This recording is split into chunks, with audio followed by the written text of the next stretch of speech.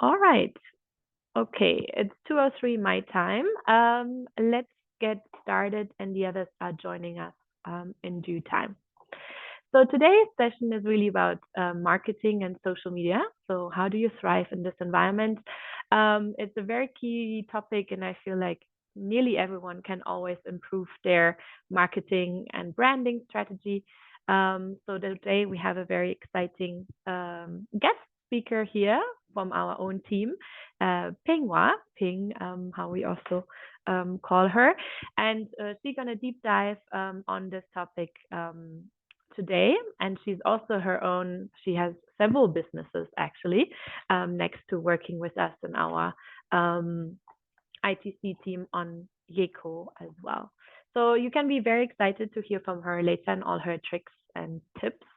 But before we go there, Ping, could you move forward and we go through the agenda, like the where we are in the bootcamp? Next slide. Perfect. So we are already in week 4. I don't know about you, but I feel like time is flying.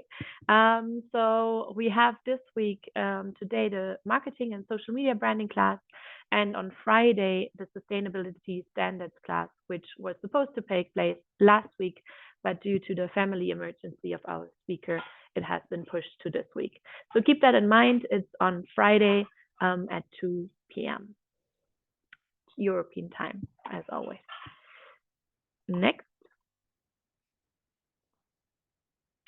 I also would like to remind you again that those ones who maybe have a second device or who have printed out your workbook, that you can use your workbook in parallel to write down your notes, to reflect on today's session. If I'm not mistaken, we are at page 32 today. So have a look there, use it, and also kind of like reflect afterwards on your key takeaways. Next. And this is our check-in question. So today I want to speak a little bit also about positivity and kind of like small wins. Usually there's so much we have to do, a lot of things on our plate, and we rarely stop and kind of like think about what actually went well. What went well this week or maybe last week. So tell us, what has been one small win you had in your business since last or this week? So we can jointly celebrate.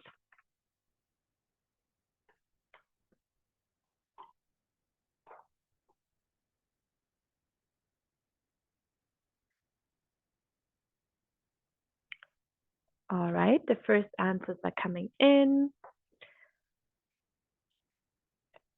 Yes, perfect. Someone completely completed the investment readiness course. Amazing. We're going to touch upon that as well. Today is really the last day. We extended it already, and the team already said this is, they cannot keep it open longer. So well done for that. Also, someone got collected for a program I always wanted to be part of. Congrats. I think we can give everyone a big shout out also virtually for this. And then let's see. New potential clients. Well done. Secured a funding partnership. That's amazing. Recovered an X account. X account. Perfect. Commercial discussions for buying a product. Awesome. MVP is ready to go. That's an amazing milestone. And completed an application for 100,000 euros. Okay, I wish you all the luck for this, that you can secure that money. That would be great. Cool. Please keep them coming. I think that's also a good exercise for yourself to sometimes do with your team to see what actually is going well, and to pause a moment and to celebrate also the small things in life and the small steps, because all the little steps bring you there where you want to be. Cool. Good. And with this, I'm handing over now the floor to Ping. Please take us through today's masterclass. Thank you again so much for spending or sharing your expertise with us today. Over to you, Ping. Thank you, Milena. Hi, everyone. It's a pleasure to have you today. Like Milena mentioned briefly, My name is Pinghua, or Ping is also fine. I work with ITC, leading their communications for YECO in particular and other youth-led initiatives. I also run my own digital marketing agency here in Lagos, Nigeria. And I have other businesses. I have an e-commerce fashion brand and a bakery, which I am opening a physical location soon. In my digital marketing experience, I have worked with a range of brands ranging from FMCG to retail to social impact. So all industries have pretty much been covered. So today, just a brief overview of what we will be covering. We'll be talking about what is branding and why it is important in the digital age. Also going through what exactly is digital marketing, and it's a very diverse topic that has a lot of different things that it covers. Going over social media tips and optimization in particular for your businesses and how you can apply them, also looking at optimization for your website, and then content creation and AI. And then we'll also have a Q&A at the end. So first off, I wanted to hear, what is your priority? What do you want to learn the most from today, from these different categories, just so I can get an idea? Feel free to put in your answers in the Mentimeter.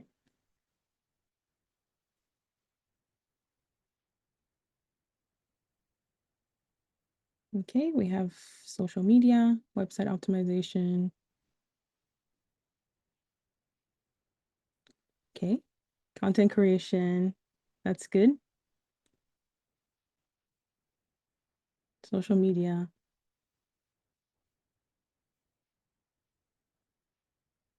Okay, pretty much spread out across social media, website optimization, and content creation, which we'll cover basically all areas today. So first off, we wanted to look at what is branding and why is it important, right? Branding is the process of creating a unique identity, image, and personality for a product, service, or a company. You all have businesses that you run and you own. These are things that you had to do when you started your business. However, over time, your brand will evolve, whether it's through the language, the messaging, the brand voice, the logo. A lot of times you'll see brands do a whole revamp. Sometimes the logo may just tweak a little bit or it may look completely different. These are all things that speak to your brand and your business. It helps you differentiate from like your competitors, helps you create like consistency. For example, when you see a brand like Google, right? You see the G, you easily associate it with like a search engine and the different things, the functionalities that it does. It helps support your marketing efforts, helps most importantly build like trust amongst your customers and those who are also seeking to build relationships with you, whether it's more on like a customer base or more in like an investor aspect. And overall, it helps increase your brand recognition and just like recall whenever people see it. So branding in today's digital age keeps evolving, especially with AI. It's changing constantly. So you always have to figure out how to adapt as a business, no matter what industry that you're in. Um, it's very important to have like a cohesive online and offline presence. So making sure that it matches with what you're doing online and also offline. Those things have to match with each other. Um, there's also the importance of online reputation, leveraging social media. A lot of times when people are looking for you, the first place that they will search is Google or Bing, whichever search engine they're using. And then that's where it pops up and you can see like your social media platforms, or sometimes they'll go directly into social media and just type in your name. And then, of course, consistent user experience across digital platforms, utilizing content marketing to express your brand values and what you do. So, okay. So when you look at brand strategy, you have to think about what is your purpose? What values do you offer as a company, as a brand? What is your personality? How do you want to be perceived by others? Perception is very important because you can't only think from the point of view as like, oh, this is my brand, or I'm building this, I'm a green business, but you always have to think about how your brand is perceived from the customer point of view or from the user point of view. What are your products and your service offering? Who's your audience and your competitors, and how do they speak? So you know how to adjust your tone and language over time. So we're going to look at why social media is important, and having a digital presence is also really important in today's digital age. As a business, if you don't have an online presence, it's pretty much as if you don't exist, right? A lot of times, maybe if you're going to search for a business and you realize that they don't have a website or they don't have any online presence, social media, you almost don't really trust them because you don't have anything to associate with them. They don't have reviews for you to read about them. And research has found that like 62% of customers will typically overlook your business if they can't find you online. So this is why it's really important for you as entrepreneurs and business owners to make sure you have some sort of presence online and you're constantly strengthening it. So we're looking at the importance of being online, whether it's social media, digital presence, they all work hand in hand for both B2B and B2C companies. It helps boost your visibility amongst potential clients. If you're looking for investors, this is also really important. They want to know how you position yourself online, how you're perceived, what is the likelihood of you to succeed as a brand or business. It also facilitates targeted marketing and communication, depending on if you're B2C, when you're trying to get more users. It helps you enable direct engagement with industry stakeholders. Also offers like platforms for you to showcase expertise and innovations. So what you're doing on Instagram may be completely different from what you're doing on LinkedIn, right? Because the people that you're targeting is very different target market. So I want to know, how do you currently use digital marketing in your business? Are you using it to raise awareness, drive sales, building a community, or you're still exploring where to start?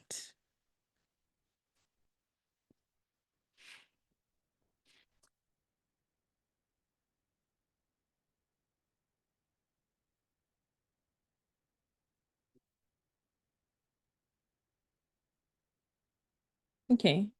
So I think this is good. I know the answers are still coming in, but a lot of what social media and digital marketing is typically to drive and to raise awareness about your brand and your business, so people know who you are, know where you're located, so they can either reach out to you, whether they're investing or purchasing or joining your platform as a user.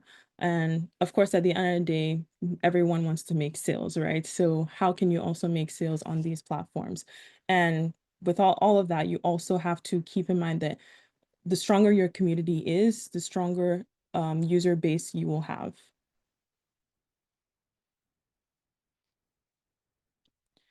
So why do you think digital marketing is important? I think the issue is that online customers have almost an unlimited choice, right? They have so many different brands to look for. If they're looking for solar, they're like, okay, there are hundreds and thousands around the world. What region are you based in? So you have to find a way to grab their attention, whether it's through keyword or whether it's through using the senses, visuals. You have to find a way to grab their attention depending on what you want them to do, what action you want them to do. Do you want them to contact you? Do you want them to make a purchase, or do you want them to just be aware of your brand? So this is where digital marketing comes to play, right? Our objective is obviously to reach the right audience that you're trying to target, whether it's for a specific region or across the world or a specific city. You want to engage with your audience. How can you engage with your audience through the content that you're putting out?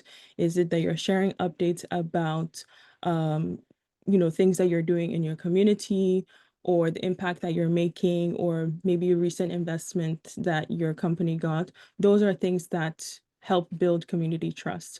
It can also motivate your audience to take action, continually engage with your business as well.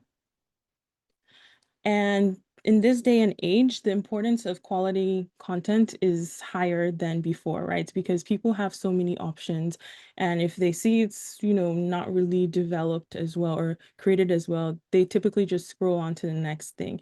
And a lot of times, we put in so much time and effort into creating that content. It can be, it can almost feel as if like wasted effort. But, a lot of times that's where you have to look at your brand as a whole, your business as a whole, right? How is marketing contributing to your business and what can you do to change and make sure that, you're churning out better content that people will engage with? There are a bunch of different marketing techniques, right? Earlier I asked you guys what you're interested in learning more about today. I know many of you mentioned social media marketing, the content aspect. So content, you have video, you have static, you have graphic design, and then you also have website optimization. But in this funnel, we also have SEO, you have PPC, you have email marketing. Email marketing is very important, I think, in the types of businesses that you all are, just because, there are times where social media platforms could be down, right? You want to also make sure as you are building your accounts on these platforms, whether it's Instagram, Facebook, Twitter, LinkedIn, and any other channel, you're still maintaining an offline um, database, right, that you can utilize in the situation where you need to reach out to them because maybe the algorithm isn't working in your favor and you want to share updates with them directly. And it also builds a more like one-on-one like relationship with your customer directly because you're basically sending things to their email box and they will see it and they will also have better understanding. Um, I know some of you might have questions now, but we can save them for towards the end and then come back to them. Maybe Ping, just because Yes. one of the question was on the acronym, so maybe you could Oh, say out what SEO and PPC refers to. yeah, so SEO refers to search engine optimization. So how you rank in the search engines and how people, based off of like keyword search, how people can find your business. And then PPC is paid per click marketing. So usually that's through Google Ads. You're paying for people to see your business as they rank you higher. You're basically paying for more clicks on your website, your platform. Okay. Then looking at social media and digital presence, let's say you have a website. Many of you have a website, which is really important. And if you don't have one, it's important to have at least a landing page where you have contact, and about, maybe a portfolio. If you have a portfolio of like uh, places, maybe your product or service is in already, and also having reviews. Those are things that you can, enhance more and more, but having a landing page is really important, especially when you start to seek investment in different stages. Investors want to know if your business is in order on different angles. So it contributes to your paid advertising, your content, your social media, your email marketing. As you can see, all these things basically go hand in hand because if you're running ads, right, what action do you want them to take? Are they downloading an app? Are you directing them to the app store or to your website to make another action? If it's just awareness, at the end of the day, you still want to drive more traffic to your website for them to do something. Same thing with content, everything goes hand in hand. So it basically just shows you all the routes that your brand can take to basically reach your audience.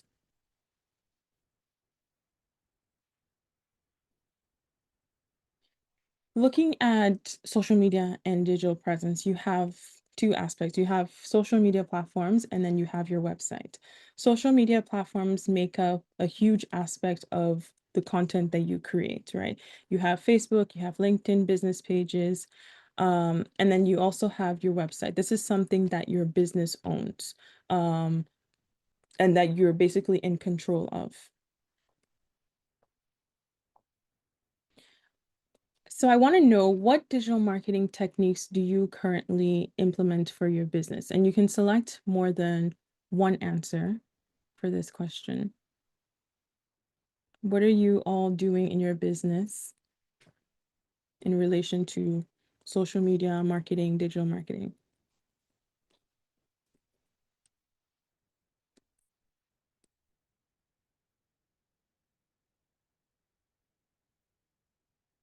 Okay, I see a lot of answers for social media marketing, which is good. You should at least be doing something, posting updates. You're all a part of the YECO program. So we want to make sure that if you're not posting yet, you're learning tips on what you should be posting about, how to refine your brand to come up with more information, more topics, more content to put out there. Some of you are already working with influencers, which is great. Maybe you have a service that you're offering that you want people to know more about. That's also good. Paid ads is also really good. SEO and website optimization also really good, especially when you want to rank higher in the search engines. And of course, email campaigns, which we spoke about. That is something that will continue time over time and you want to be consistent with it so people know what is happening with your brand and the different phases that you're in.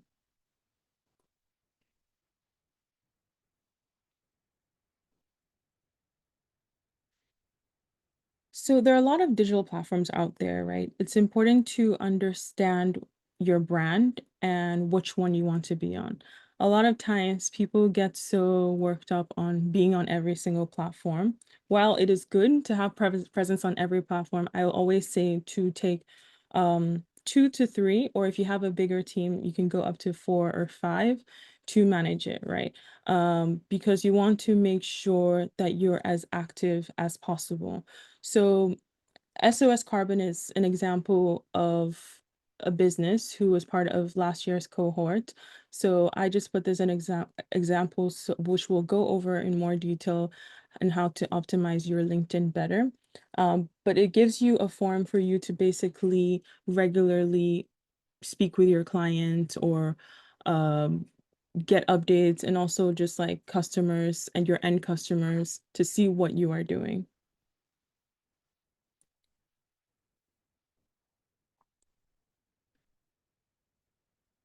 So there's a huge difference between a personal profile versus a business profile. If you're using a personal profile for your business, it's not good.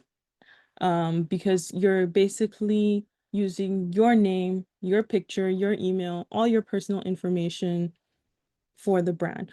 Even though you may be a CEO, CTO, or COO, whatever your position may be, and people are aware that you are associated with the company, it's totally fine.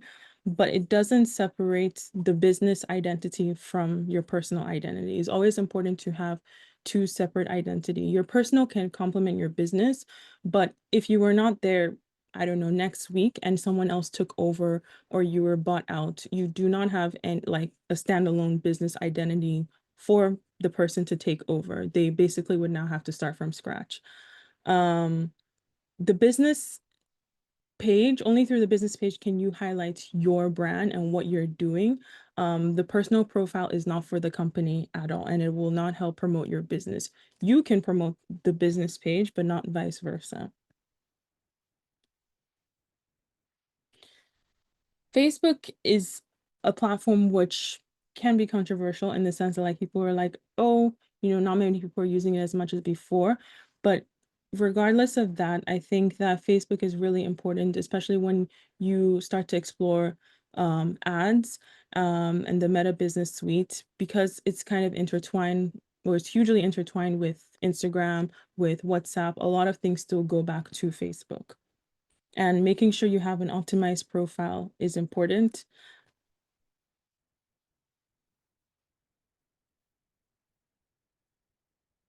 So like I said, it's one of the world's third most visited websites with over 3 billion plus users globally and around the world. The average user spends 60 minutes per day on the platform doing something. So you want to make sure you're still able to reach them.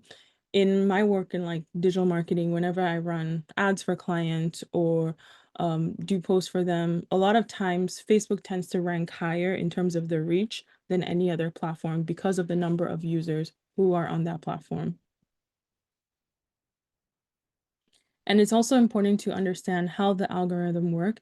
As of 2025, the algorithm determines content relevant to like a particular users based on four main rankings. So who posted it, aka like who is the brand, and then the type of content. So whether it's video, static, whatever it may be, an event, and how likely are you to like the person is to engage with the post, how interested will other people be in this post before pushing it more to more people.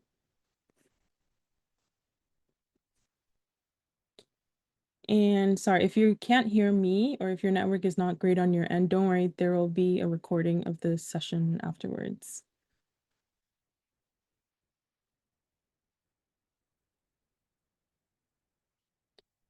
So looking at the algorithm, the signals can be divided into two different categories, whether it's like passive or active. You have people who just maybe like, don't necessarily comment or reshare or do anything. Active signals, lead to meaningful interactions where people are actually commenting, like I said, responding, maybe replying to somebody else. And it's also important from time to time to check it. I know Facebook can be a bit overwhelming if you are a page where it's like really busy and people are always commenting on it, to also keep up to date with it. But it's also important to then have people managing these accounts so that you maintain your online presence. You also have different actions like, share, share, of course, for more people to see and for the algorithm to push it to whoever shared it, their own network.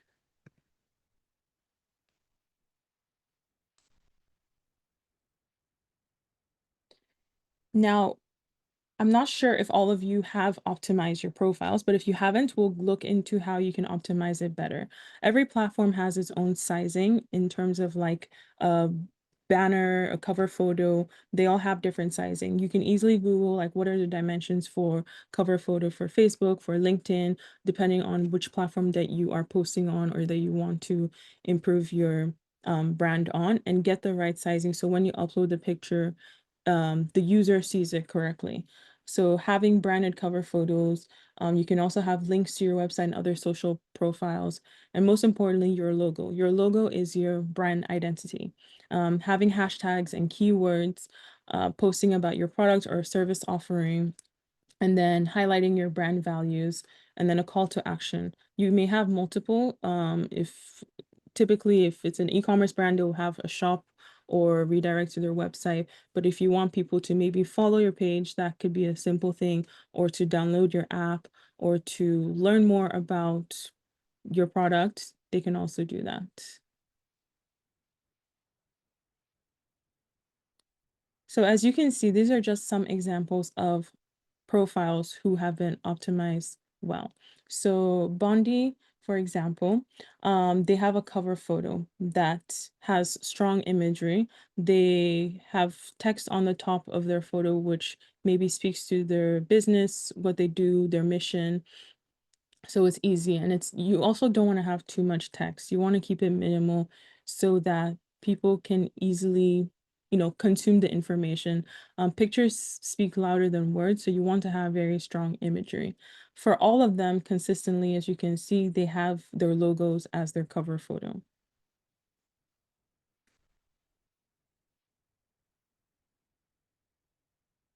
So these are just some best practices on how to optimize your picture better in terms of like the ratio. Um, for now, these are the dimensions, but platforms will constantly change them. I know Instagram changed their uh, grid profile, grid like dimensions. So you always want to check these platforms or just easily Google it and see, okay, what is the correct dimension, just to make sure that when you upload, it's the correct thing. So you don't have to do the whole content resizing again. And this just shows you basically how it will be displayed on different devices. So keep in mind that content will show differently on different devices. So if you have a website, as you know, it'll show maybe the correct way when you're developing it on your laptop, but when people view it on their mobile, it will be completely different. And it can vary from phone size to device type, whether you're using Apple, Android, or any other type of phone.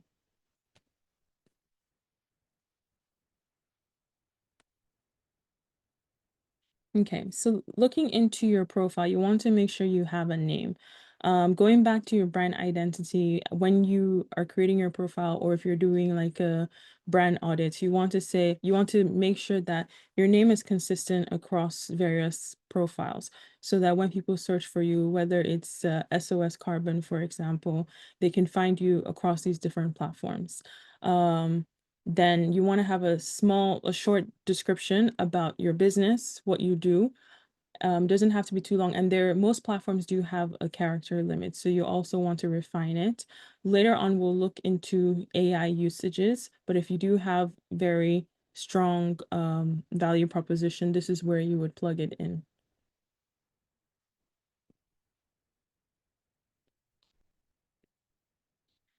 Then for the call to action, if you want people to take an action, for example, for this one, for e-commerce shops, theirs would be WhatsApp, but if this will probably not apply to most of you. So a lot of times you want people to follow your page or to like your page, um, or to do both basically. And then as you update the different sections, tabs will then appear on the top of your profile. So depending on, only update what is relevant for your business. If e-commerce doesn't apply to you, don't put e-commerce. But ideally, you want to have the title, like I mentioned, the category, the description. And when people are liking and following, you can also see your numbers starting to grow here. So you can share it with your friends, your community, those in your company to also share with their friends and their community as well. And then this is why having a website is important, because if people are on your Facebook and they don't see a website, they basically just stop there. They don't have an action to take. They can go and learn more about your company. Um, Phone number, if that's readily available. A contact, so how they can reach out to you, company email. And then if you have a physical office which people can visit, you can put that here. If you don't, then do not put that there. And then this is also an opportunity to redirect people. Redirecting is also important to other profiles. So here, this one has Twitter and Instagram and YouTube. So you can always toggle on which tabs you want to be on. As you get more reviews, you can also toggle on the review tab.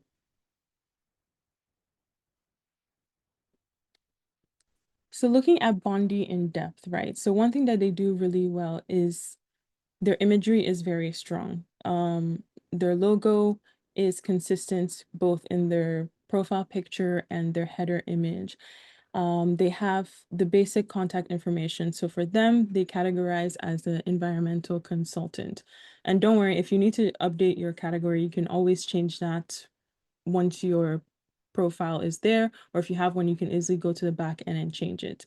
And then your contact info, they have a contact info, just their email, then a website, and they have some reviews, which also contributes to, people learning more. Maybe if they work with them, they review their business.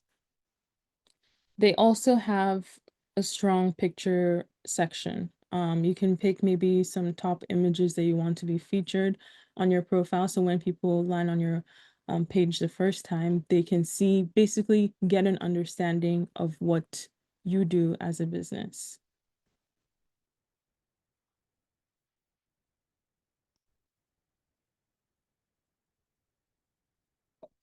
Then we're going to look at organic reach and how to have a better strategy for it.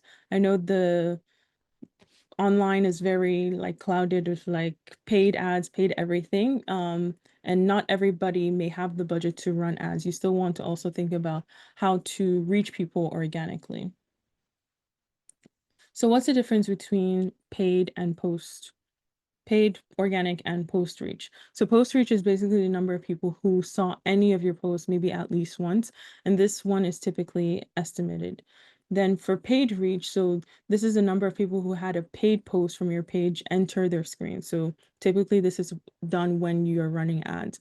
And then organic is the number of people who had an unpaid post, so things that you're not promoting from your page that saw it on their screen, whatever device that they're using. For organic reach, some strategies and tips which you can keep in mind to improve on for your business is to mix up your post formats. Test out like a wide variety of post types and analyze your data. For Instagram, they do have the option of portraits and landscape. So look at what those platforms have and the different types of media that is available, whether it's static or video, or does the platform work with GIF? Those are all things that can be tested out. And of course, use eye-catching images and videos. And a lot of times people are looking for what's the best time to post. Yes, I think it's good to look at your analytics, but for me, I also, when I post, I always think about what is the business, who is my target audience, and for the target audience, what are they doing? If I don't know, if I'm a payments platform, right? Typically, most of the time of the day will work because people are always on their device. They want to know something about payment, or if people are commuting to work morning, maybe around 8, 7, or evening after people close around 5 is typically the best performing time. But then again, always look at your analytics and experiment to see what posting tempo can work for you. Initially, when posting, focus on engagement first, include maybe questions at the end of your post, ask people for their thoughts, maybe post about trending topics that other people can like weigh on, those in your community. And then try to answer every single comment on your post in a timely manner, not 1 month from now, but within a week or 2 weeks in maximum. And then typically you want to ask for community feedback on maybe a new product you're testing or an idea that you're working on. Because at the end of the day, the user is the one who will be using your product or your service, right? If they're B2C. So you also want to know how they will engage with it, or if you're maybe running a survey, right? Whether you put it in your Instagram stories or on LinkedIn, you also want to make sure you're regularly checking that. Um, and try to always use audience emotions when you're posting things on stories, because that's the one that typically works better. Because when people are on stories, and something clicks with them, they're like, oh, let me do something, or this is how I feel about it. For Instagram profile optimization, your business page, similarly to Facebook, should always contain a cover photo and images. Because Instagram is a visual heavy platform, you don't want to cloud it with a lot of written information. Have links to your website, your logo, have strong SEO and keywords. As the algorithm has changed or keeps evolving time over time, keywords are more important now than ever. So maybe hashtags are not ranked as higher as keywords. So a lot of times maybe you're searching for um I don't know, a water bottle developer in Geneva, right? So if you type in those keywords, then you can typically see businesses that will pop or rank higher. And you can also view and see what do these businesses have in their profiles that's making them rank higher, and how can you optimize your profile better. And then have, of course, multiple call to actions if you have them, or just one. So like I mentioned, having consistent handle that can be used across different platforms, a profile photo, and then a strong bio. So you want to optimize your bio around a maximum of, there's a character limit of 150 characters. So get to the point and try to use line breaks. So don't just put like a bunch of text here. So if you are in solar, you put what you do, maybe your location if you have a target market, and then what action do you want them to take? Do you want them to learn more, to sign up? You put that below.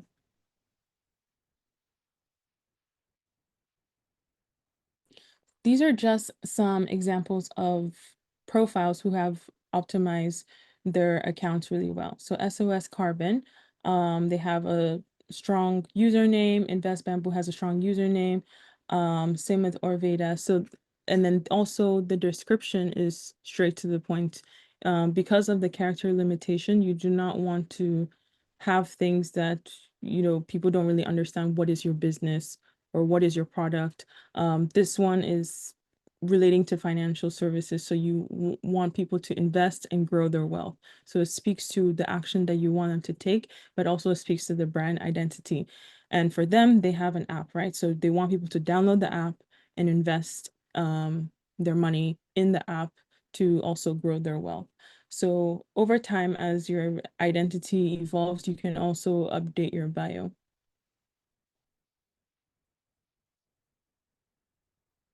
Then there's also the option of having categories. If you, depending on the industry you're in, you can have the category show or you can have it hidden.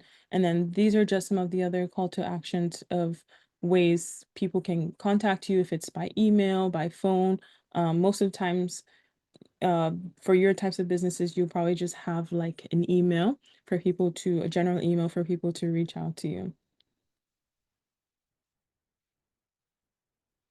Then Instagram story highlights. So this is actually one aspect that you have room to be as creative as possible, whether you want to be colorful or whether you're a bit more corporate, a bit more serious. Use this place to like highlight your products, your current products, your services, your events.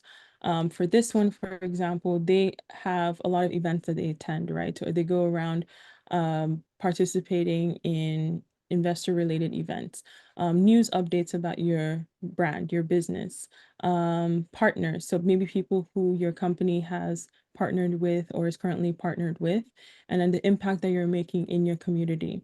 So anything, a lot of times, a lot of written things that you have, this is where you, if you post on your story, you can also save them to your highlights. Or do you have anything that is currently under research and development that you can share with the public? For them, their focus is the oceans, right? So they also have another section for oceans. So this here you can create as many highlights as you want for people to learn more about who you are and what you offer.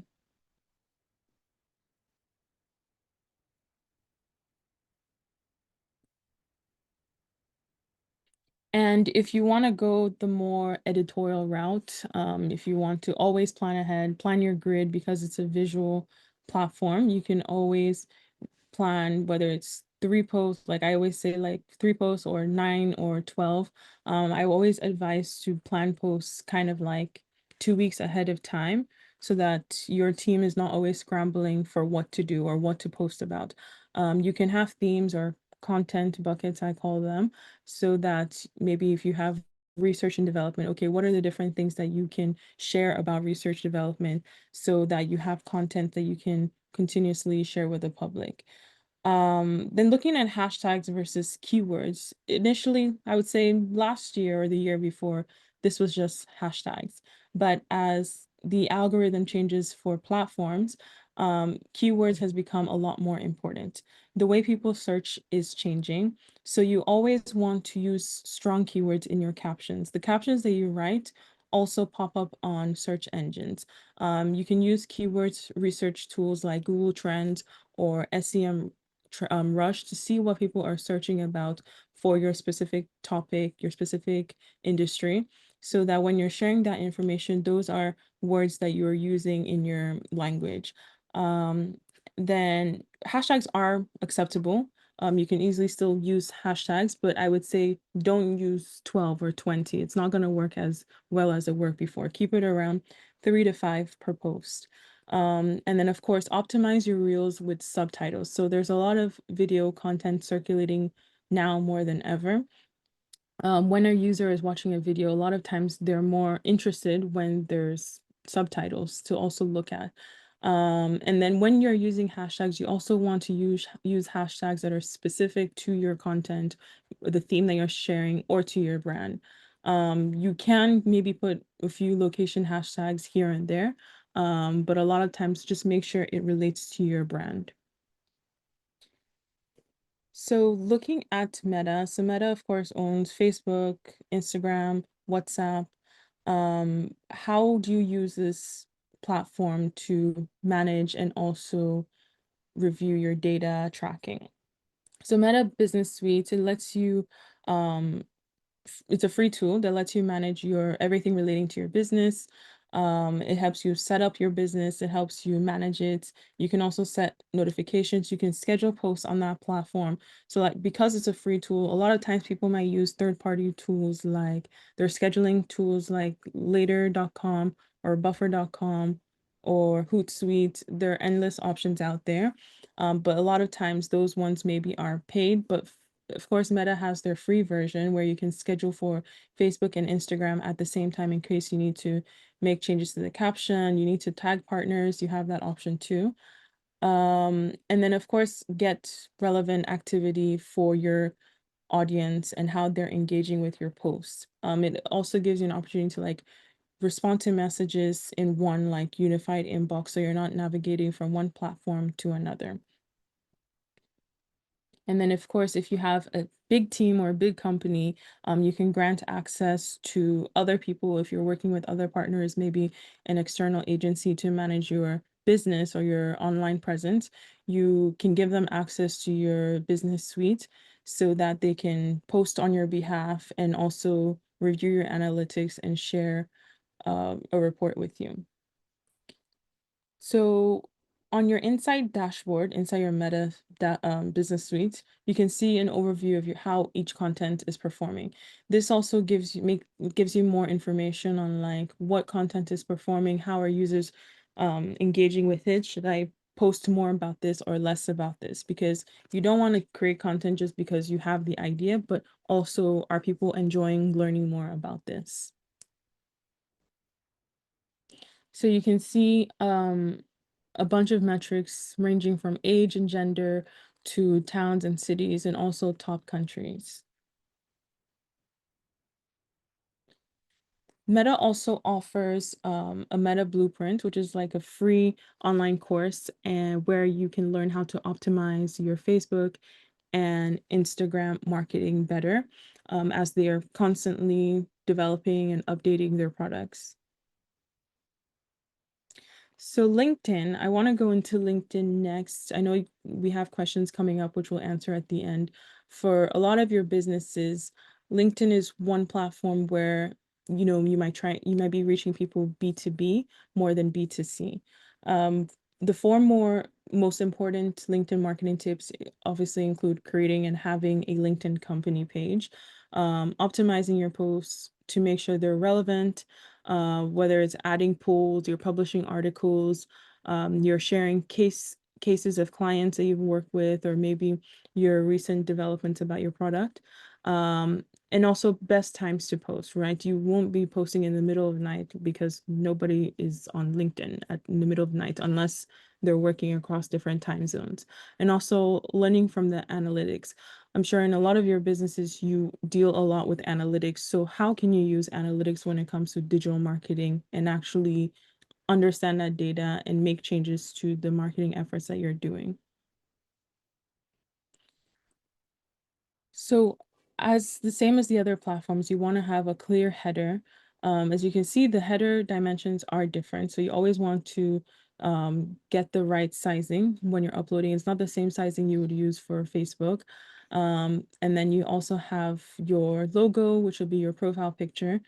And then make sure you align your tagline and call to action. So do you want people to either visit your website or to sign up? You also want people to follow as well. Okay, so let's take a little poll just to hear from you guys. Are you tracking your social media metrics and using them to improve your strategy? So let's see if people are listening to their analytics or using their analytics.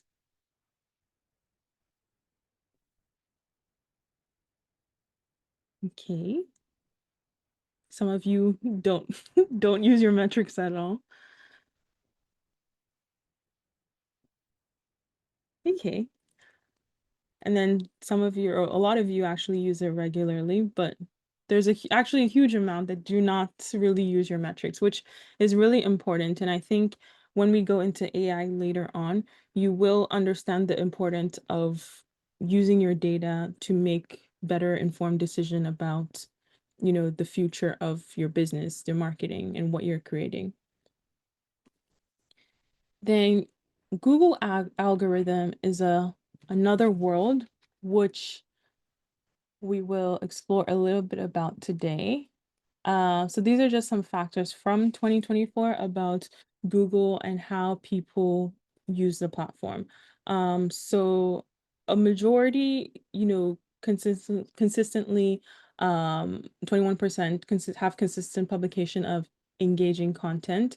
People also utilize it for keywords in meta tags. There are a lot of backlinks. Backlinks are It's a terminology that's typically used for those in like web development, but it's also another aspect which is really important when it comes to your website and optimizing it better. How many backlinks do you have to redirect people back to a certain aspect of your website? Freshness, trustworthiness. So these are all the different ranking factors that Google factors in when it comes to ranking your website.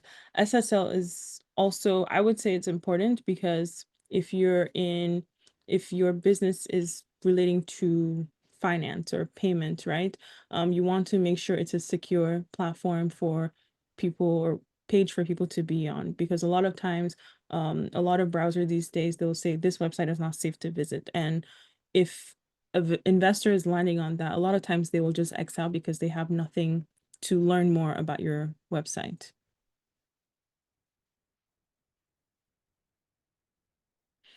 So SEO, or search engine optimization, this just shows you how important it is to be on the first pages of Google. Um, Being first can mean up to 5 times more traffic than being in fifth place. So it just shows you the ranking. Then keyword optimization. Like I mentioned, you want to use uh, keyword search engine tools to conduct research, do an audit, and see which keywords your audience needs and wants. What are they searching about? The same way that you are searching for things, you also want to conduct that research the other way to basically think ahead and kind of say, okay, this is what the user wants, and these are the questions that they have about my product. Whether it may be B2B or B2C, it works the same way. Um, then what pain points do they have? What solutions do they need that you can provide as a provider? And then what things do people consider before they invest in what you're offering? So these are things that you always want to keep a user intent in mind with everything that you're doing. Even with the content that you're putting out, your content that you want to create, how will my audience react to this? Or do they find this information important?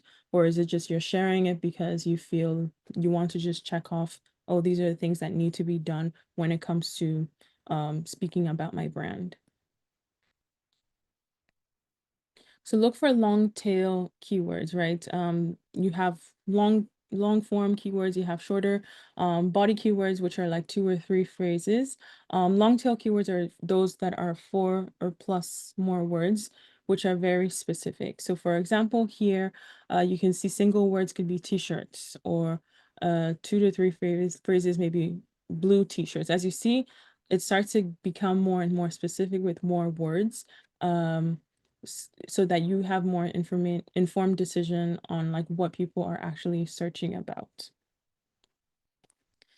So keyword optimization in Google Trends. So Google Trends, they have a free tool. This is the link to their website, where you can basically, it lets you analyze the popularity of search queries, what people are searching for across regions and languages in their search engine. So it's a big database that you can use to search more about what people are researching about. And then this is just an example, for example, what people are interested in over time. So it also gives you insights. Let's say we're looking at from March 2023 to December 2023, over the course of that period, which words are ranked higher of what people are searching for. So you can also make an informed decision. Am I creating a product that is uh, for farmers, right? To know more about soil health. So what are things that they're searching for?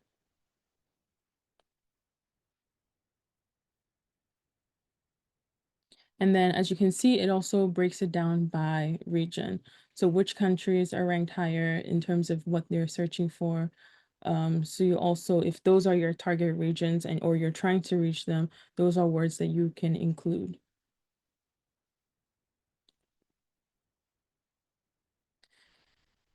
Then if you enter any long tail keywords and scroll to the bottom of the search results, you can see a list of related research searches for that keyword. So here we have maybe fruit wholesale. Here you can see all the different things that are associated with this shorter word that basically form a long tail keyword.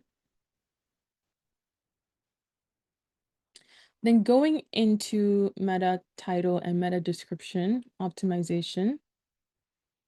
So these are things a lot of times that are typically associated with your website and you have control of as a business owner, whether it's on your homepage, whatever page it may be, as long as there's a live link online for people to land on. So the meta title is typically this title right here that people see. So if you want people to buy wholesale coffee beans online, that's what that page title is.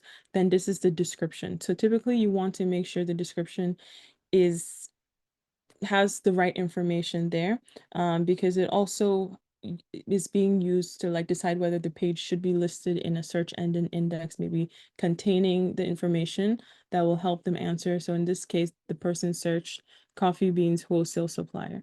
If that is not in your meta title or description, then it's not going to pop up for the person searching for it.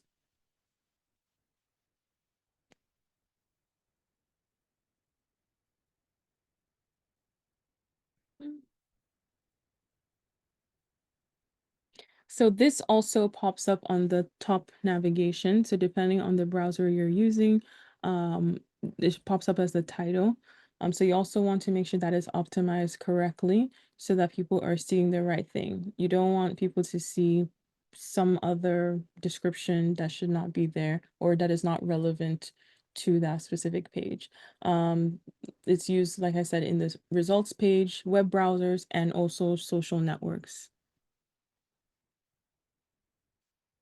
And keep in mind that as you are writing this, it's also an important factor for SEO, and also the search user experience. So the user who is searching for it. So use the Google Trends, the website that I shared earlier, to also search for what words people are searching for so that you can include them or maybe optimize your website better. And you don't want to make it too long.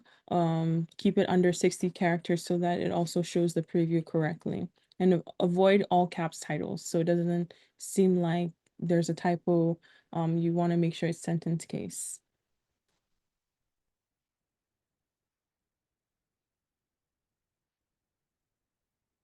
So this just shows you a bit more examples of the coffee bean wholesale supplier example. And you want to make sure that the description focuses more on click-through rate. So like CTR means click-through, so that people can maybe take action or have a more informed decision to maybe click into your specific website. So yeah, like I said, remember that the meta description is important to influence click-through rates.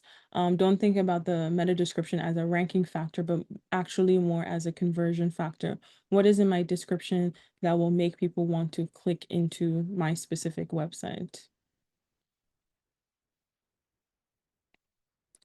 So this tool, the Google search engine SERP snippet optimization tool, it'll help you basically uh, check your title, your URL, and meta description to tell you if it's good, bad, or if you need to maybe improve it some more.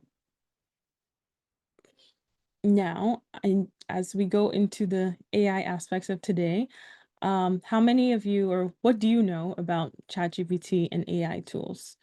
Do you use them for work often, or maybe tried it once or twice, or maybe actually use it for your business? Are you familiar with it? I have a feeling most people will answer you use them often.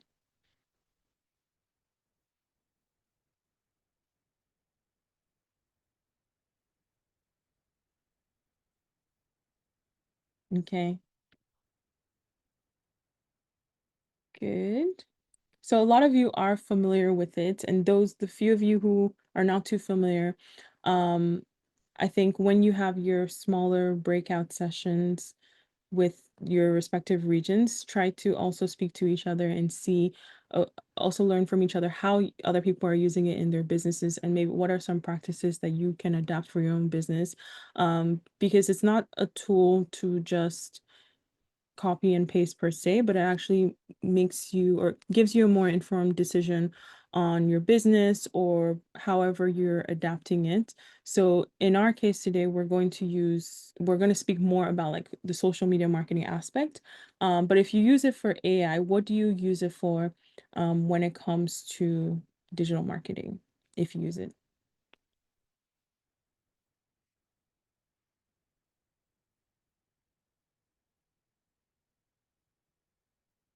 Research and brainstorming. Okay.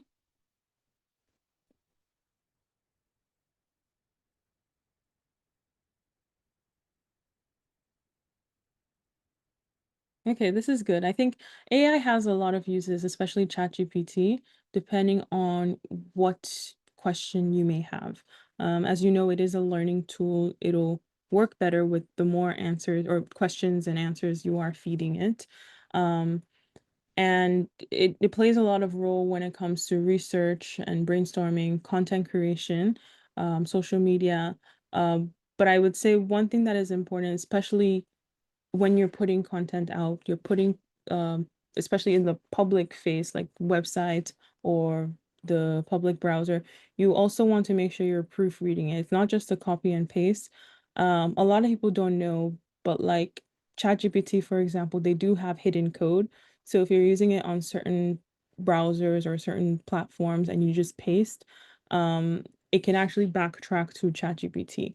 As a digital marketer, I can tell when, if I tell someone to like draft a caption for this social media post, I can easily tell that was written by ChatGPT because a lot of times it'll lack emotion, connection, or if it'll even repeat the same information twice, and not getting straight to the point if you're asking it to maybe do a summary.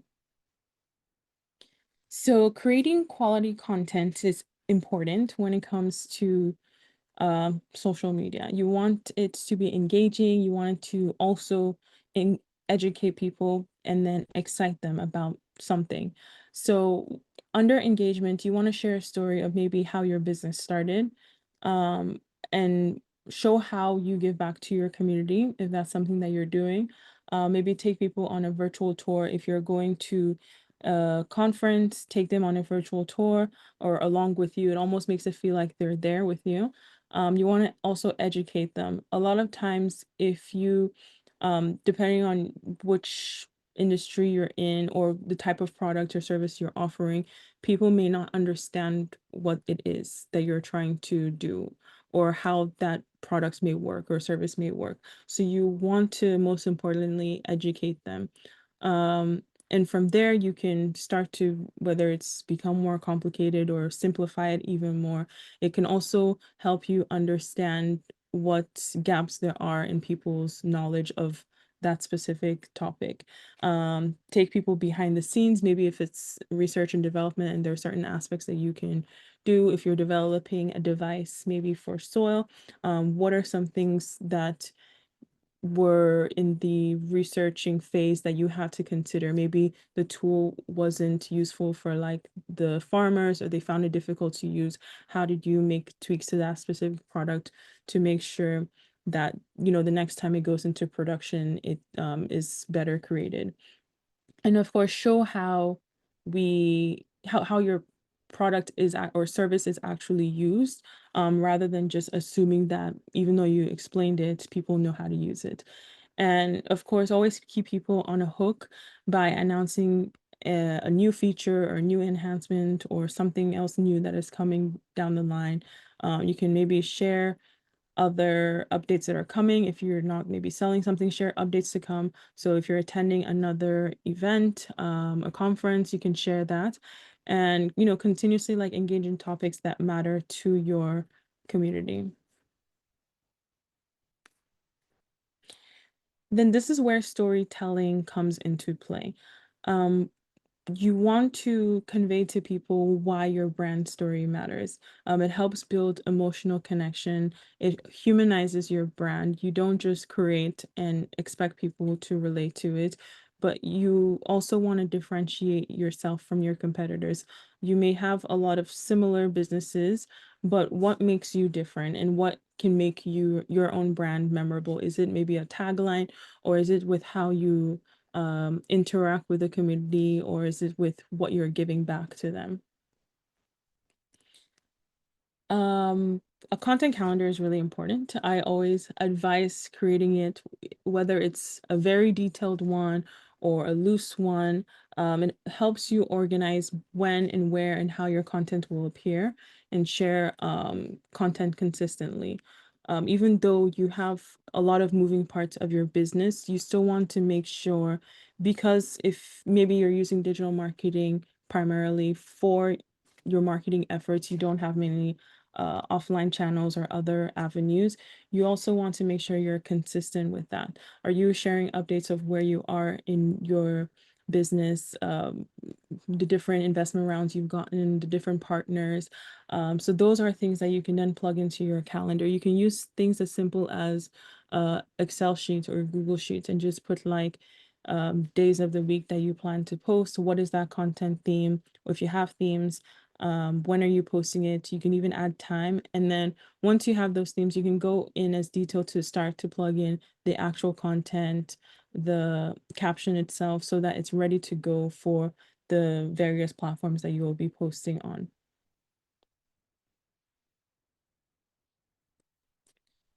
So ChatGPT, a lot of people use it in their work across industries. It is a learning tool. They have a free version, they have paid. Many of you are familiar with it based on the responses shared earlier.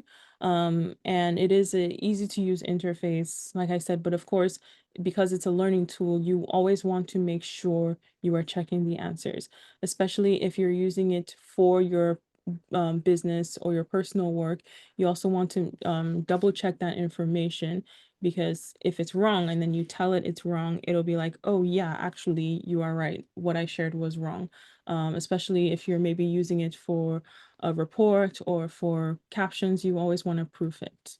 Um, Prompt it is the new Google it. Before, we always used to go and Google something to confirm if that's the right thing or if that's what you want to share.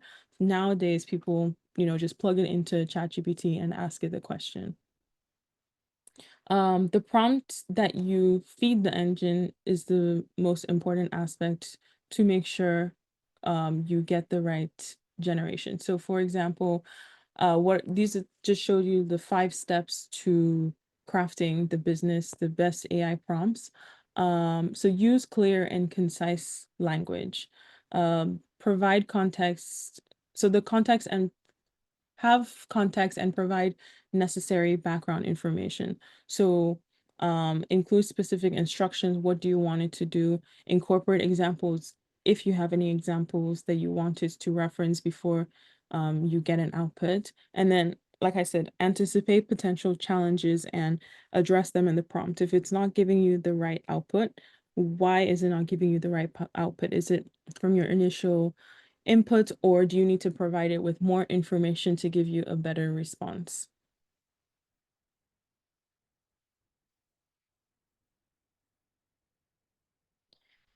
These are just some prompt examples for marketing case. So let's say we want to develop an Instagram story.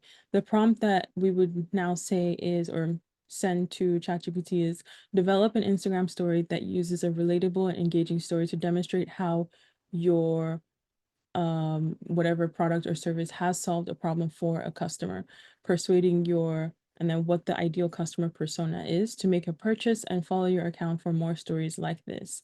So this is a prompt that has uh what you wanted to do.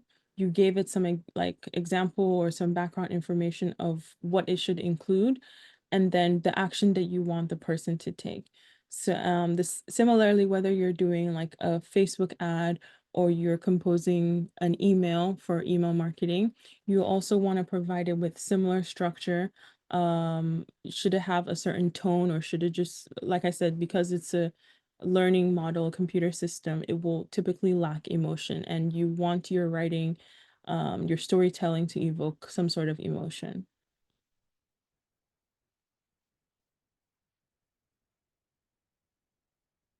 So I want you to actually, after today's session, use this week to do a self audit of your channels, the platforms that your business is on. Use ChatGPT to improve your meta tags on your website, your social profiles, your About Us page, your bio, all the various aspects of your social channels based on your needs, the needs of your system, of your business. So these are just some step by steps. So I want you to write a request for an AI generated content for your website. Provide some context or background on your business. Provide examples like the previous slide show of the desired content that you want it to generate. Specify adjustments for the style and tone based on your branding guidelines. Another aspect is if your business maybe is targeted towards several languages, once you have your first language, you can then maybe translate it later on. So you have two different options for people to read. And then write your AI prompt and refine it based on the output. So if the output is good, then you work with that. If not, you keep refining it until you're satisfied with what you're getting. So I will hand it over to Milena. Perfect. Thank you so much, Ping, for sharing all these insights. That was quite a lot, and we already got some questions also in the chat. But now I would like to ask you also, if you have a question, please raise your hand, so we can also answer them live. While I'm getting already a few questions from the chat, you can also use Mentimeter. So a lot of different options today. Maybe the first one in the chat, and then I go to Sekai after. One question was, Ping, for the case of B2B, what strategies do you suggest? So for B2B, typically at the end of the day, these businesses are on these platforms. Even if you maybe want them to, whether it's buy your software, if you're into software and you're trying to sell B2B, what does your product offer that businesses should actually consider using you? So I would use it in the same, or I would keep it in the same context based off of the examples that we shared today. Of course, tweaking the language because, whoever is seeing that information may be, I don't know, a user, right? But that user may be actually making decisions on behalf of the company. So always keep that in mind. You want to share the information typically the same way. But when it comes to, if you're running ads, the target would be completely different. You won't be targeting people who are just day to day. You want to be targeting maybe like C-suite level people, so that they can make a decision for your business and buy into it.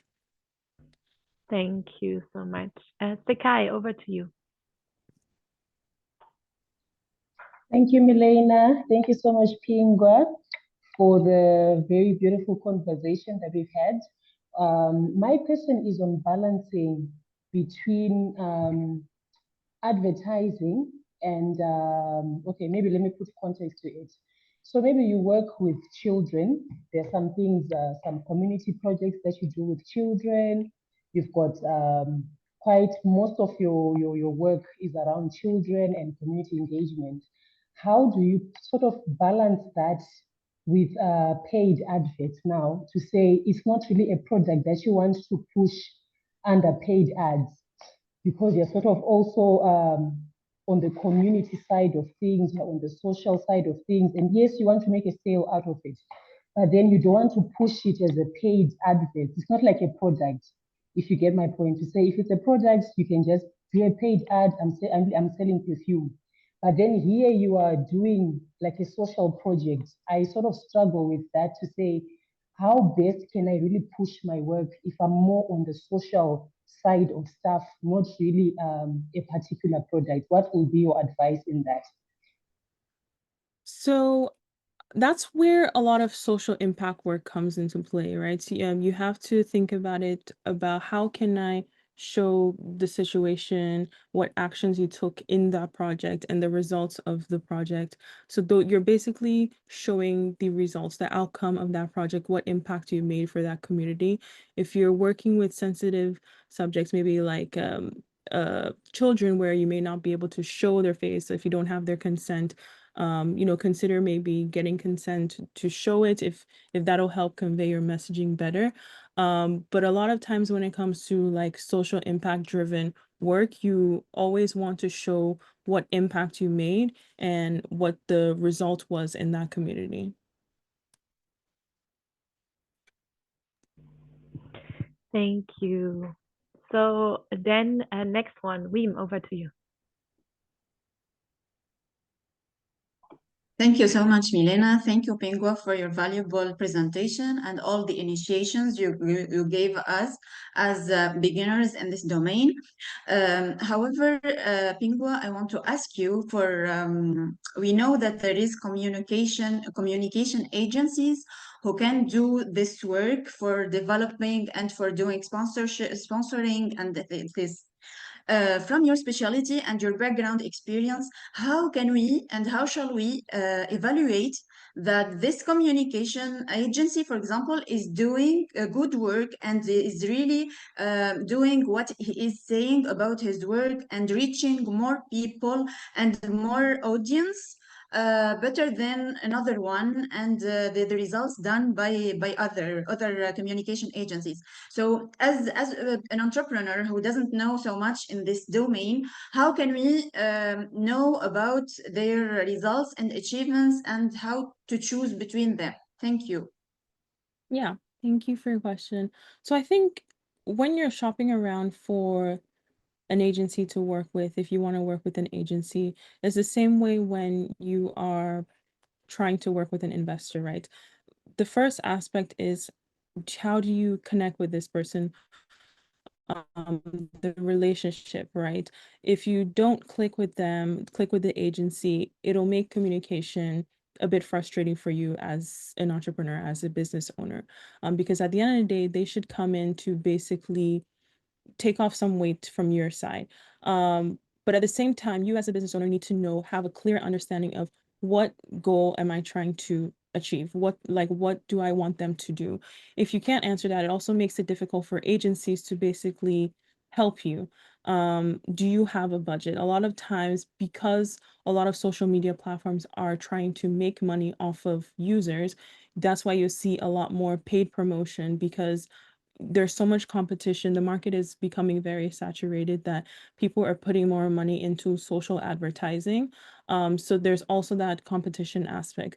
So you also want to provide them with, what goal are you trying to achieve? Are you in it for awareness, or are you in it just to grow your numbers? Or to, if it's a campaign that you're running, maybe a product launch, what campaign offering can they provide?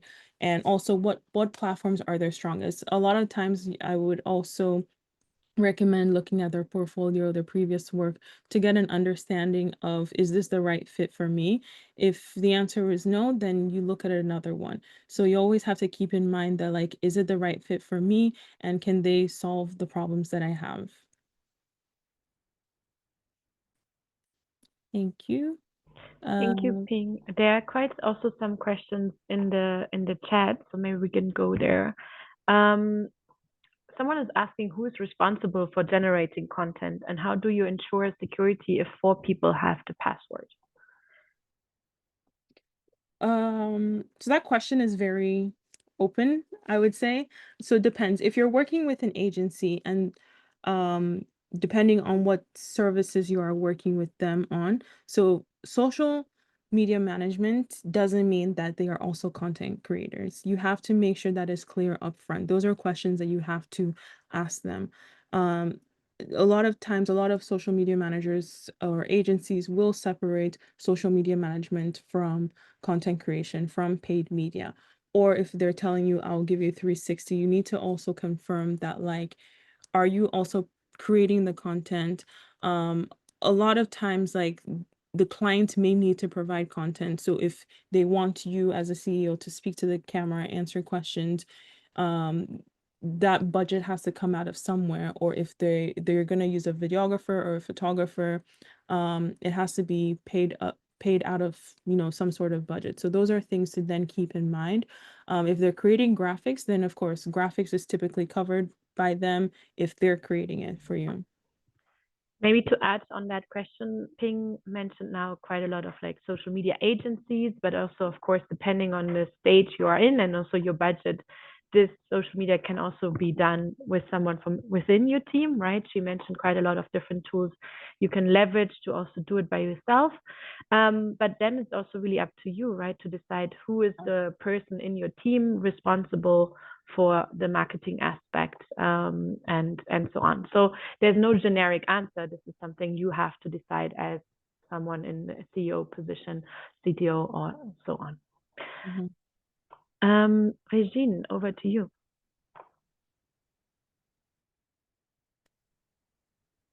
Okay, thank you so much, Milena, and thank you so much, Pink. My question is about what we call verification. Mostly, for instance, Facebook, we have what we call meta verification, which costs around $10 per month to pay that meta verification. And my question was, is it crucial to do that verification mostly like this small business? As it require money, is it crucial to go for that verification? Thank you. So I think when it comes to verification on platforms like Meta or X, where they're giving people the option now to pay for it, like I said, I always think of it as these platforms finding other ways to make more money off of the user. But if you get to a stage in your business where maybe you have hundreds and thousands of followers, right, and you want to build that customer trust and loyalty, you can pay for it. Or if maybe you were in a different stage, I'm not really sure if they still have the traditional way of the platforms offering that for free. But I don't think it's important. I wouldn't say that should be an aspect that you focus on so much. If you use all the different tips that I shared today in terms of optimizing your profile, through like the Bondi example and the S2S carbon example, those are other ways to still make sure you as a brand or as a business have strong credibility. Thank you, Ping. I also suggest maybe you can look at Menti, because I think 10 people have already also put questions. We have a couple of more also in the chat. So we might need to do our family picture first for those ones who actually have to leave soon. And then we can go back to the questions, if that sounds all right, Ping. Yes. Okay. So if you could maybe put down the slides so we can see everyone. So everyone, please switch on your cameras so we can take a nice family picture together. All right, then let me get this. So 3, 2, 1, smile.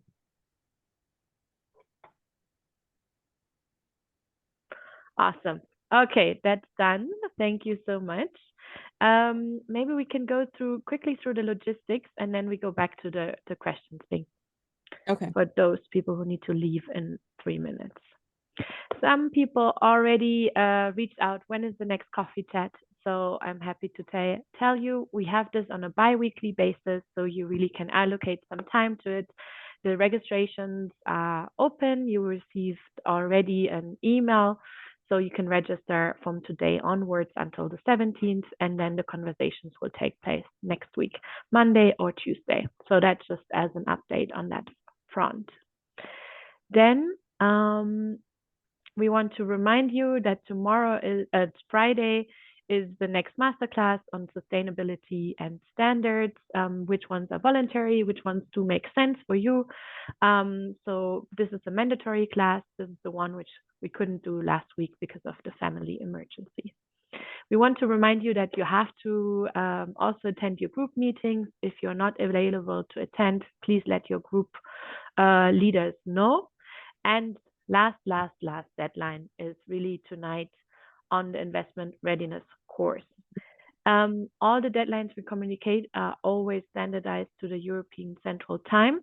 So please keep that in mind when this is something we do not control. It is from our digital SME Trade Academy. So that's a platform. So we cannot unlimitedly extend deadlines here and there. So that was an extra favor we got from their end.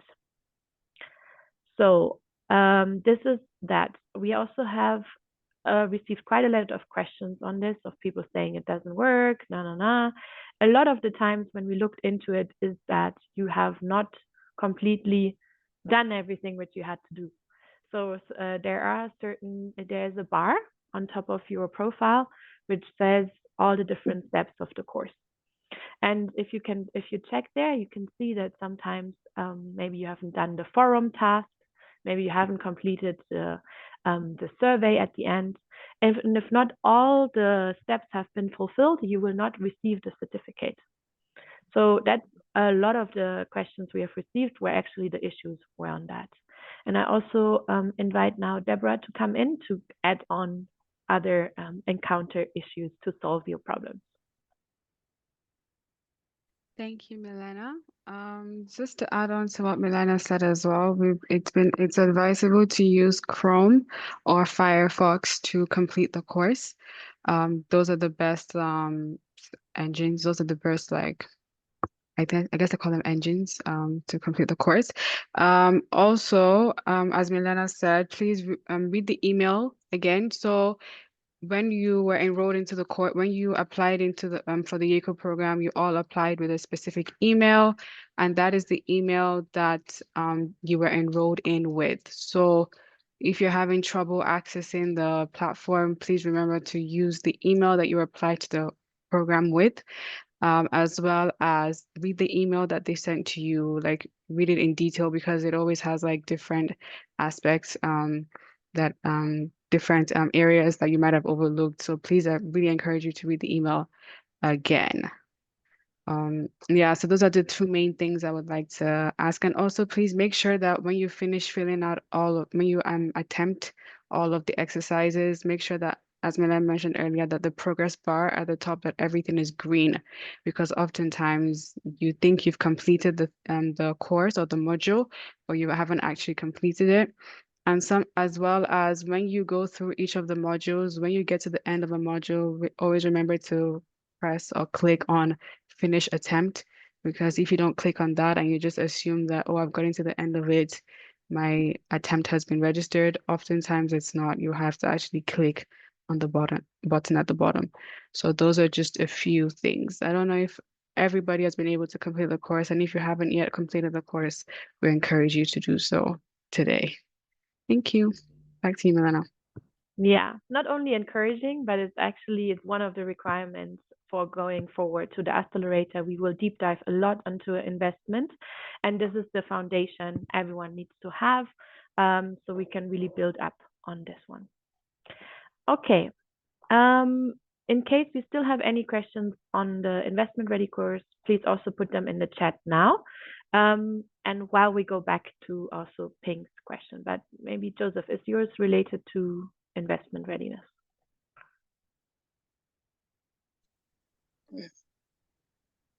Hello.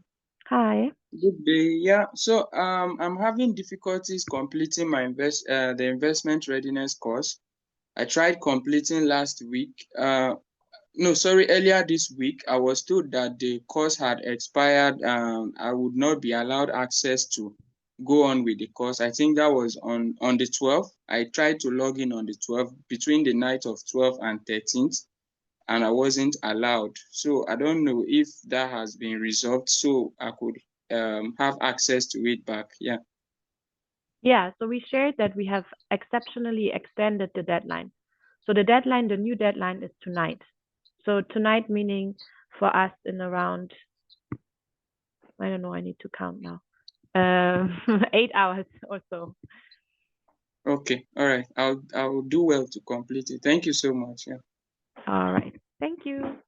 Okay. And then with this, we go back to the questions of today's session. So let's see. Okay. Juan, over to you.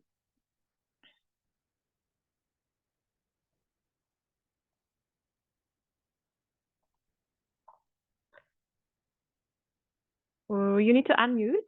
We Yeah. don't hear you yet. Yes. Okay. Thank you very much. Well, hi to everyone. It's a pleasure for me to be here. My question was more on, just 1 second, please. Can you hear me? Yes. Yes, Yeah. we can. Mhm. Yeah. So my question was more oriented through traditional marketing. Um, most of the time, we talk a lot about digital marketing and having a beautiful Instagram grid and stuff like that. But I've worked with agencies that have done a very good job in content creation. But my request has been always I want that content creation to first to create community, and also that content creation can translate into sales, right? But I think that the thing about building community is more about traditional marketing, like doing events, having having more present or presential events or interaction, that more presence in interaction, like face to face. Like how can it work in order to build more community? Is it easier to do with a traditional marketing strategy, or is it better to do with a digital marketing strategy? How can we combine? How can we balance? So I would answer that from a digital marketer's point of view because that's my specialty. A lot of times people promote offline events through digital marketing, right? So if you're asking them to come in for a physical event, um, you promote that online and then they come in person, and your turnouts basically is a result of you, and also gives you evidence as to like, okay, how well did my online marketing efforts do? And then also from there, it's also an opportunity for your business and people in your business to ask people who attended maybe how they heard about the event, whether it's through online, to also help you gauge and get an understanding for you as a business to then decide, okay, do I want to push more efforts into online marketing, or do I want to go more traditional routes, or basically see how to combine both of them hand in hand, because they do work hand in hand these days. Okay, it's more like a feeling of how can we balance both parts, like traditional marketing events. uh, for example, for me, it's been tastings or social runs or music events in my store. But I think that the reach of digital marketing is not always the best, like in terms of sales. Mhm.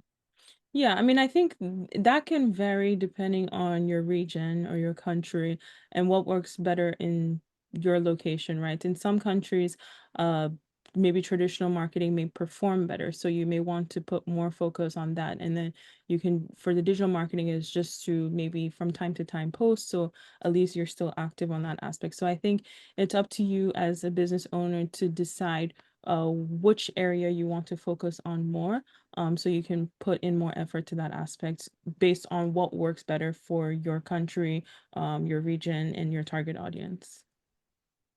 Okay, thank you very much. Then let's do 1 Mentimeter and then we do a live question. Okay, let me see. Trying to see. So I think most of these are like, what should I do? I think some of them could be answered like online. Let's see. Okay, so I can answer this one because I think last year's winner actually, her product was targeted toward farmers. So the question is, for farmers with limited tech literacy, what content formats work best? Short videos, image with minimal text, or audio messages? So if you're creating video, right, you also want to have audio and closed caption text. So that's subtitles, right? Because depending on how your user, can they read, can they write, can they also hear? You also want to make sure that medium is able for them to consume that information. Those who have limited maybe tech literacy, if they hear it, but a lot of people now, especially in like um whether it's sub-Saharan Africa or Middle East or Southeast Asia, they're on social media. They may not know a lot of aspects, but when they see videos, they hear it, right?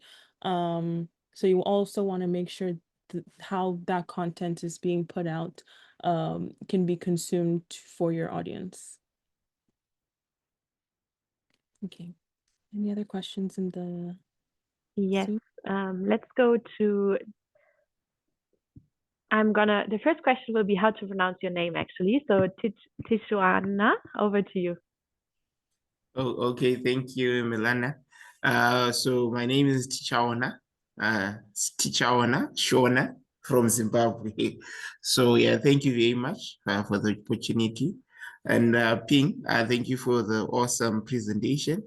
My question to you is, my enterprise, we have accounts across various media platforms, like social media platforms like Facebook, Instagram, but we find ourselves posting mostly on LinkedIn, because we feel that the kind of audience that we're seeking is mostly B2B and also impact-driven investors.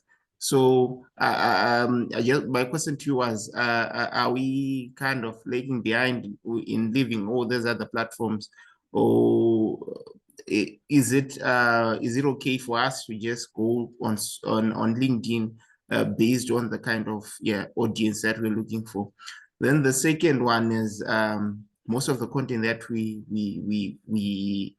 post was based on showing or bringing awareness on the kind of work that we're doing, and getting the attention of the audience that we want to rope into our project, like impact investors, other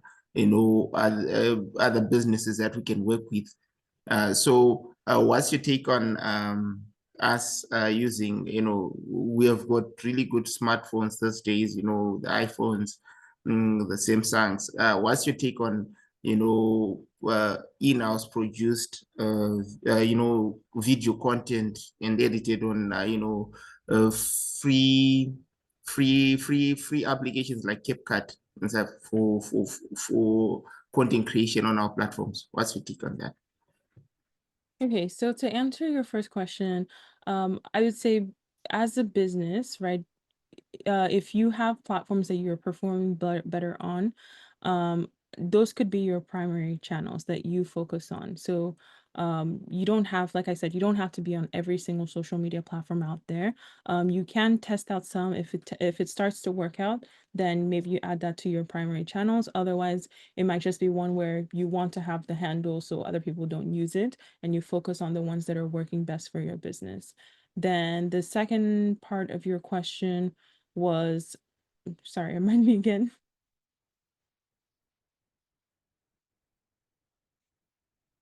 You're still muted. Okay, the content creation. Yes. So basically content creation, you can always start it in-house, right? It's as simple as recording. If you have a really good smartphone that has good resolution, there are a lot of videos out there. You can YouTube it. Okay, if you're recording with the iPhone 16, for example, you want to use like a back camera, right? How can you make sure you get the best quality before you start to invest in better production? If maybe you don't have the budget for that, or you want to just start off small in the beginning, you can use free tools like CapCut to edit, or if you have editing softwares, paid editing softwares like Premiere Pro or Final Cut Pro, those are other ones that you can look into using. And then, of course, factor in the end result. Are you satisfied with this, or how can you tweak it, or is anybody on your team more experienced with like video editing? But I would say always try your hand at it first. And then depending on your audience, right? If they want more on like face-to-face kind of interaction, or if they consume more like high-res content, those are things that you can test and experiment with. Thank you, Oh, Pink. okay. Thank you. So yeah, I think my question is answered because it was mostly poised when the budgets are a little bit constrained, and we have resources like phones and this free editing. So how did you take on if that's a professional approach, or we'll be doing ourselves a disservice? But thank you for answering that. Great. We also have a couple of questions, Ping, on the frequency. So some people ask, is it okay to post 3 times weekly? What is the best time to actually post? Maybe you could give a comment on that. Posting frequency also you have to also think about how much time you have as a business owner.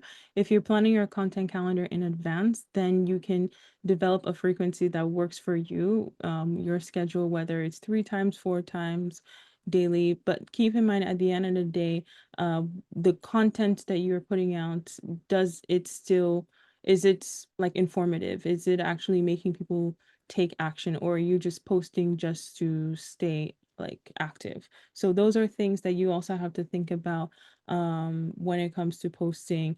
If are you noticing that people want to consume more information, or do you have a dedicated person that can post it, or are you able to manage all of this on your own?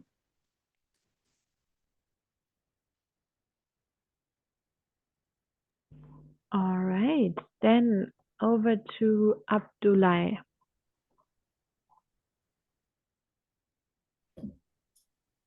Yeah, good day, everyone. Actually, my question is, please, how do you like grow the user engagement and followers of social media accounts, maybe like the Facebook, Instagram, newly like signed up accounts, and also my business is targeting a wide range of businesses across the globe. So, which when posting or making content, which language should I use? And also, do I need to make a post like a single content with multiple languages? So that's my question for now. Thank you.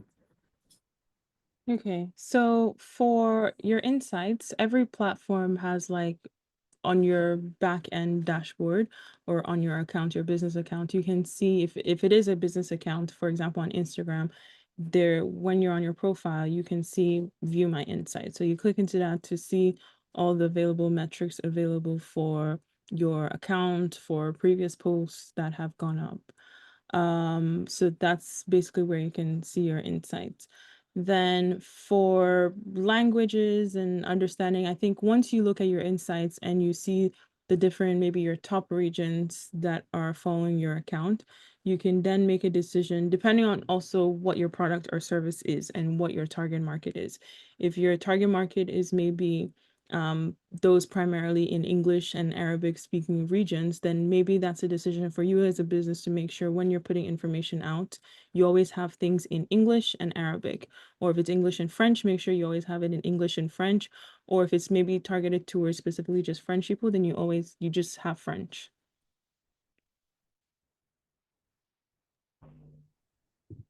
Thank you, Ping. I think we have answered all the live questions and the ones in the chat.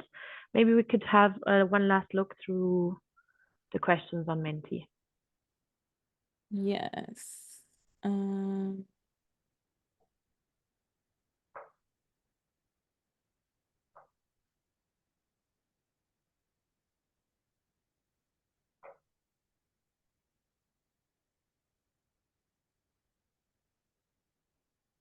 Okay, so I can answer the one on AI generated versus real pictures slash videos.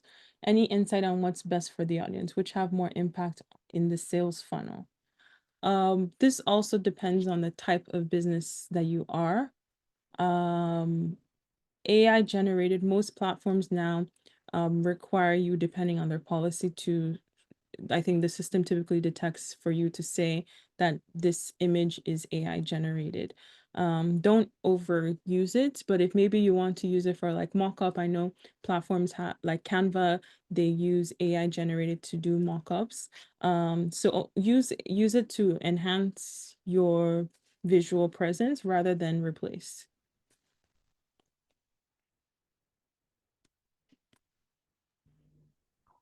Okay.